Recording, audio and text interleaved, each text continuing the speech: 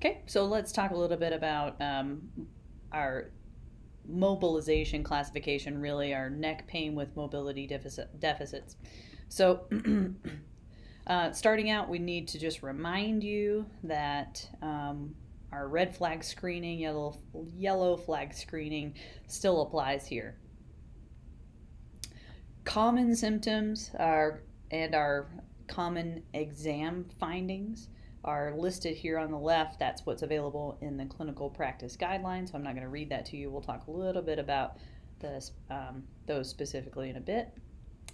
And then remember from the neck pain clinical practice guideline, then you're placing these into, you're staging these folks. And then the proposed intervention strategies, that's taken directly from the CPG there. So let's talk a little bit further about these. Some common symptoms: central or unilateral neck pain, reduced range of motion, reproduces symptoms with range of motion, possible that it's referred down into the shoulder girdle or the upper extremity. Exam findings, you're going to find that they have reduced active range of motion, likely passive range of motion, maybe some pain at end ranges, although if they're more irritable, then you may find that short of end range or short of resistance. The limited cervical and thoracic mobility when you're doing your accessory testing. That's what's next, restricted mobility with passive intervertebral accessory motion. And there may be some thoracic or cervical muscles that are provocative when those are palpated. There may be some impaired cervico-scapulothoracic strength or motor control there. Some of the classic presentations here, I don't really love the name Facet syndrome, but it's used pretty commonly. So this would be a sudden onset, thought to be due to a trapped facet joint meniscus. We don't really know if that happens. It's just kind of the thought. This would be like that crick in your neck that you wake up with. So there'll be significant pain with attempts to load or move that joint. And this responds pretty quickly to some manual intervention if it doesn't spontaneously resolve. And then there's the gradual onset of neck pain. Maybe this is due to some degenerative changes or tissue shortening or postural things.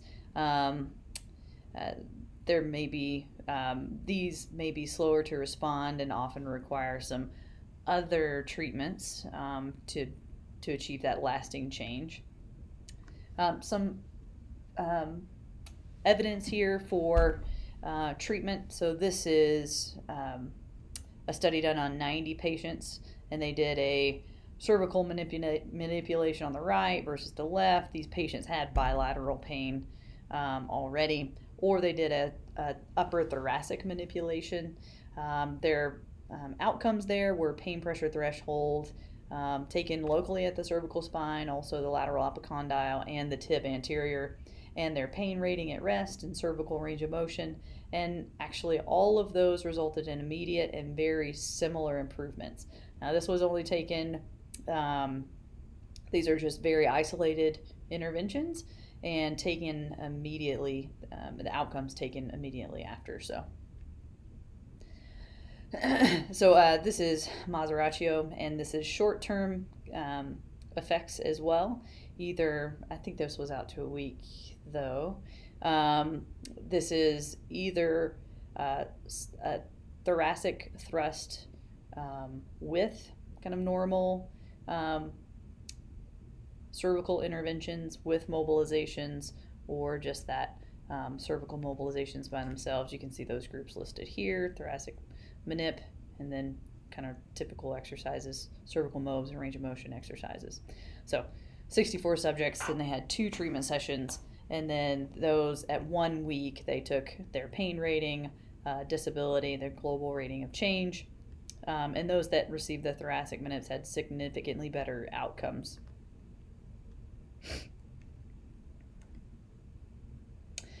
This is a study done by Walker. So this is a longer term trial. So they did either manual therapy and exercise or minimal intervention. And you could argue that at this point in physical therapy, we're doing more than minimal intervention, but these guys were just given some education, I believe. We'll tell you what that was in a bit. Inclusion, so they had neck pain. They may have had arm symptoms. They're 18 and older. They had to have some prerequisite level of disability and pain.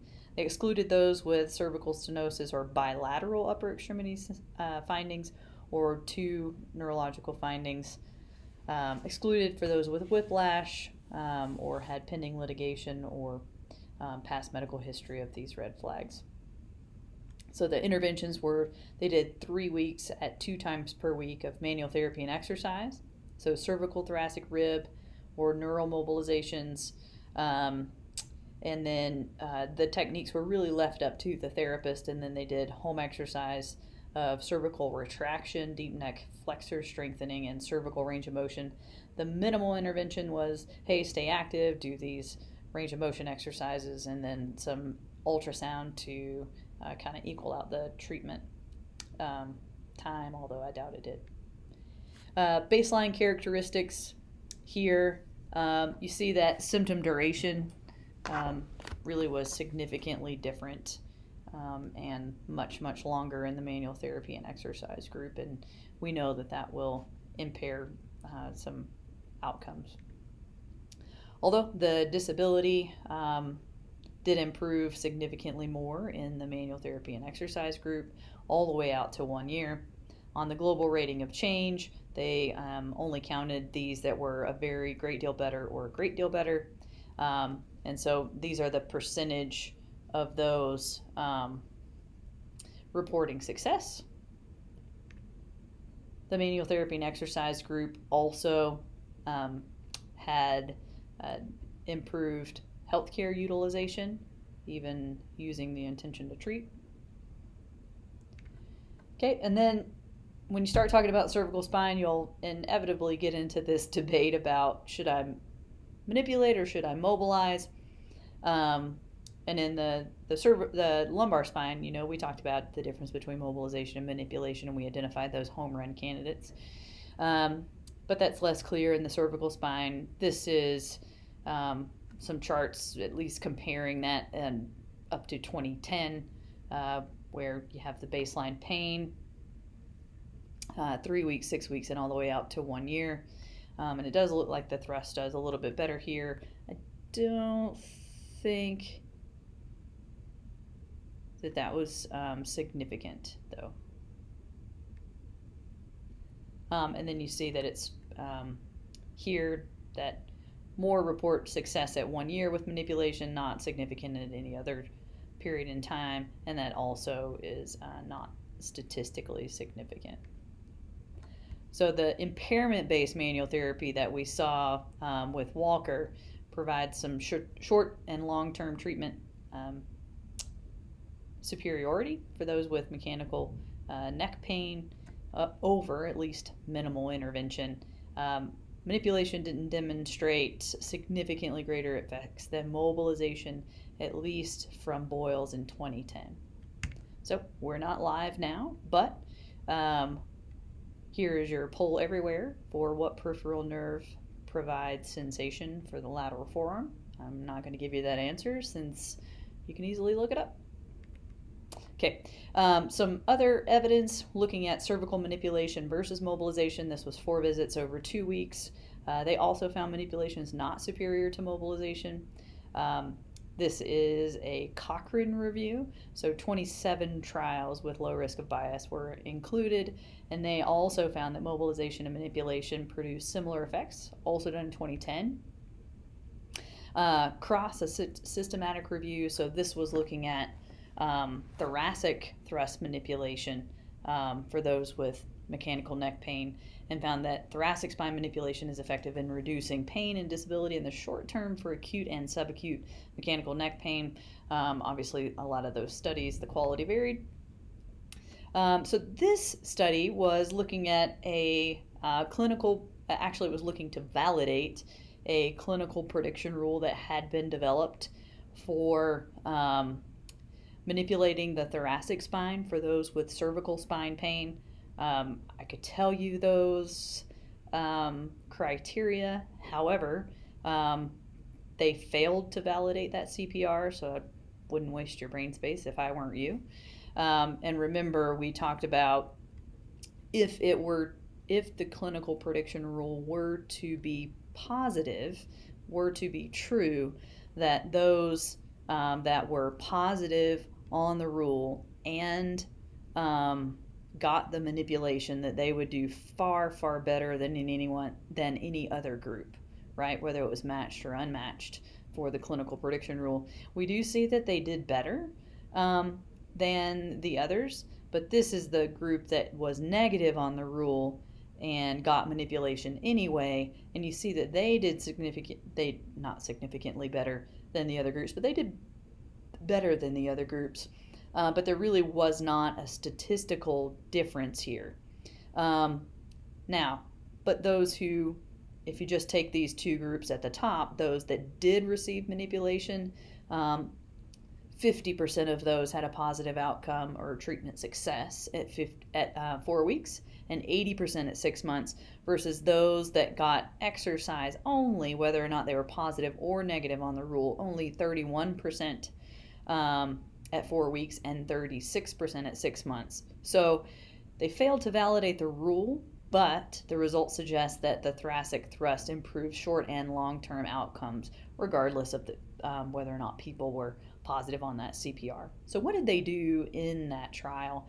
The exercise that they did here, so some stretching, some strengthening. They did thoracic manipulation at sessions 1 and 2. So you see that they did this seated thrust and they did this supine thrust. They followed it up with this range of motion exercise where you do some cervical flexion down to your fingers and then add some rotation while maintaining that amount of cervical flexion.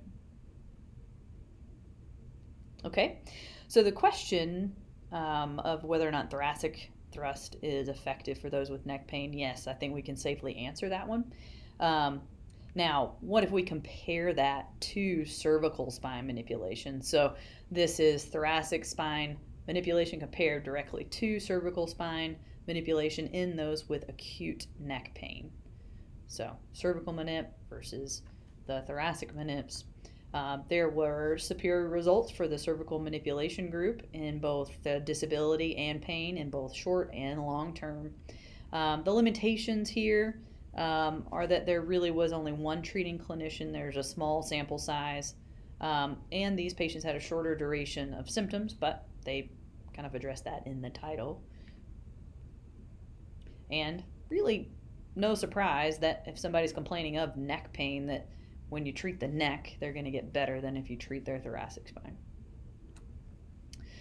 So this trial was done in 2012, and this is comparing upper cervical and upper thoracic manipulation versus non-thrust mobilization in the upper cervical and upper thoracic. So they treated upper cervical, upper thoracic in both. It's just manip versus non-thrust, or thrust versus non-thrust.